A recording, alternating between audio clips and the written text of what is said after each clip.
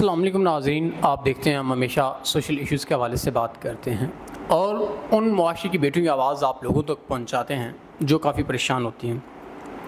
یہ بہن مجھے رات کو فٹ پاتھ پہ ملی اور ہم نے ان سے جب پوچھنا چاہا کہ آپ کیوں کھڑی ہیں، کیونکہ رات کا کافی ٹائم ہو چکا تھا، تو اس نے پہلے تو بڑا ہم سے ڈرتی رہی، لیکن بعد میں ہم نے ان کو سمجھایا کہ آپ ڈریں نا، ہم سوشل ورکر ہیں تو آپ ہمیں اپنے معاملات بتائیں۔ تو انہوں نے بڑے خوف کے مارے سارے معاملات بتائے کہ میرے والدین وفات پا گئے، اس کے بعد کسی کے گھر میں کام کرتی تھی، وہاں کی نظریں مالک کی غلط تھی مجھ پہ، تو وہاں سے اپنی عزت بچا کے بھاگی۔ تو اب تیسرا دن ہو گیا یوں فٹ پاتھ پہ کھڑی ہوں۔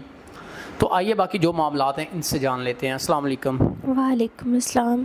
اچھا بہن، مجھے یہ بتائیے گا، ایک تو آپ اونچی آواز میں بات کریں، دوسرا یہ بتائیے گا آپ وہاں کھڑی تھیں تو کیا معاملات زندگی تھے جن کی وجہ سے آپ پریشان تھے؟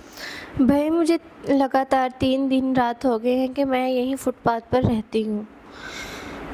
میرے ماں باپ کی وفات ہو چکی ہے اور میرا اس دنیا میں کوئی نہیں ہے۔ یہاں سے بہت سے لوگ گزرے ہیں جنہوں نے میرا جسم نوچنے کی کوشش کی، مگر آپ واحد انسان ہیں جنہوں نے آ کے میرے سر پہ ہاتھ رکھا اور مجھے عزت دی۔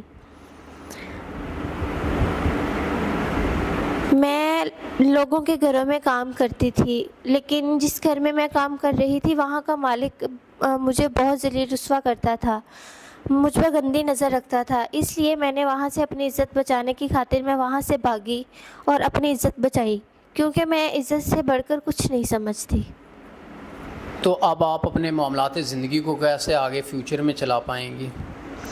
ابھی میں چاہتی ہوں کہ کوئی نیک انسان مجھے مل جائے جو اچھا ہو اور میری عزت کرے، میرا محافظ بنے، میری حفاظت کرے، میں اس کے ساتھ نکاح کر لوں۔ عمر کا مجھے کوئی ایشو نہیں ہے، مجھے باہر بھی لے کے جانا چاہے تو میں اس کے ساتھ چلی جاؤں گی، بس میری عزت کرنے والا ہو۔